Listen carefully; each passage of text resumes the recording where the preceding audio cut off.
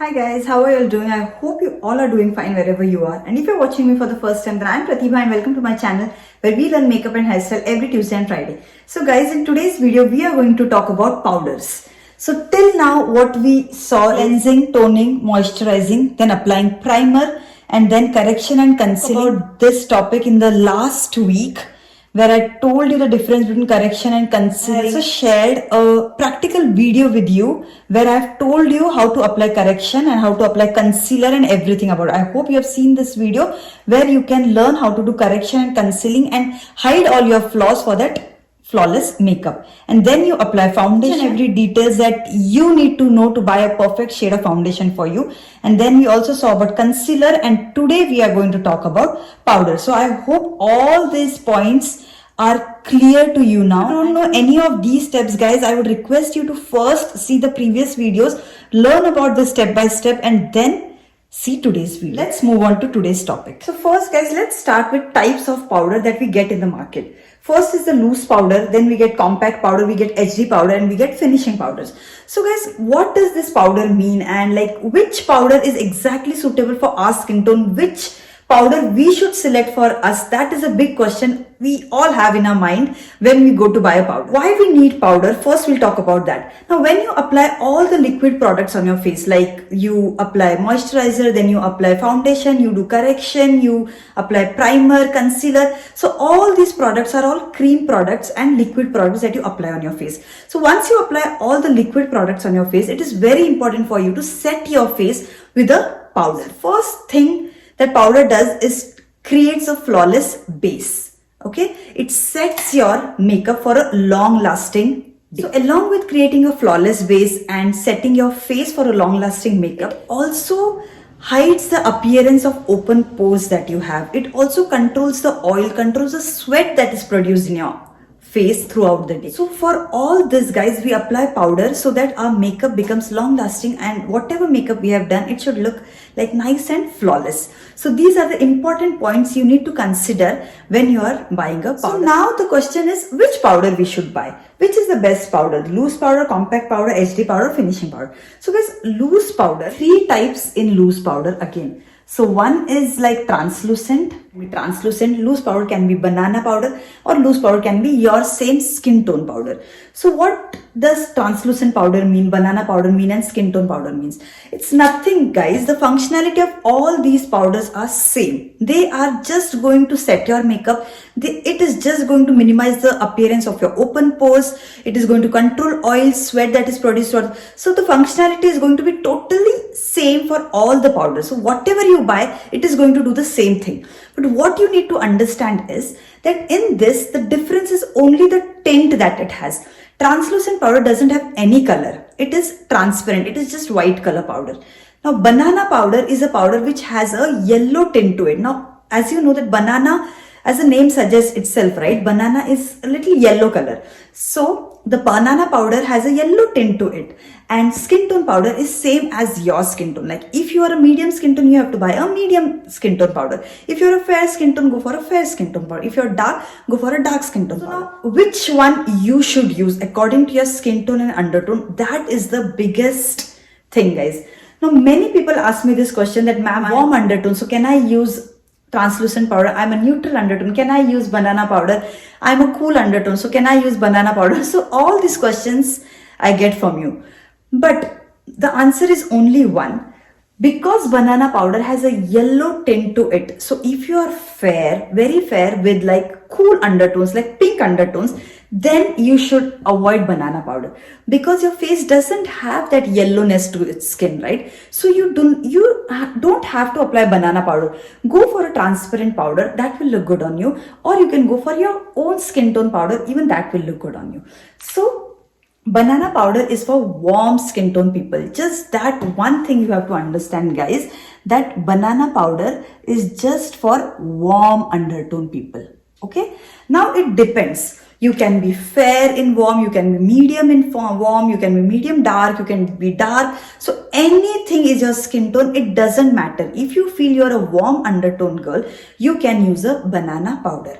Okay, And if you feel that you do not have that yellow tint to your face, you have a pinkish and cool skin tone, then go for a transparent powder. So this is the basic and easiest way that I can tell you guys that how to select a powder for yourself.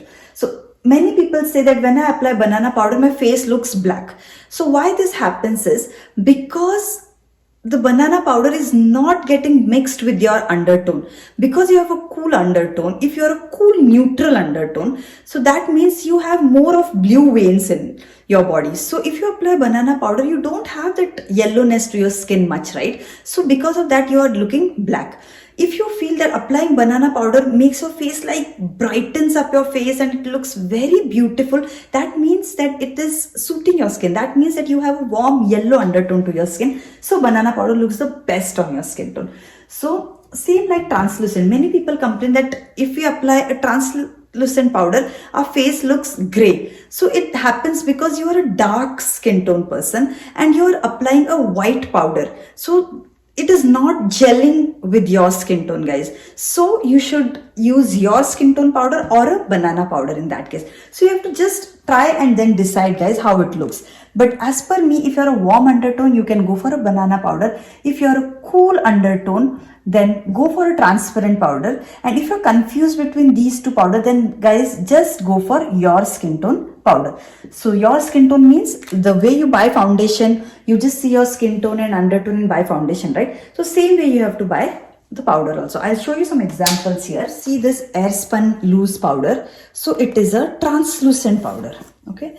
So how this looks is, if you see here, if I apply it here, so see, my face is looking a little bit fair and whitish cast. So this translucent powder may leave a white cast on your face. So it's better to use a banana powder or a skin tone powder if you're a warm undertone. If you're using a translucent powder, that is also okay, but just make sure to blend it nicely so it gets gel with your skin tone and undertone.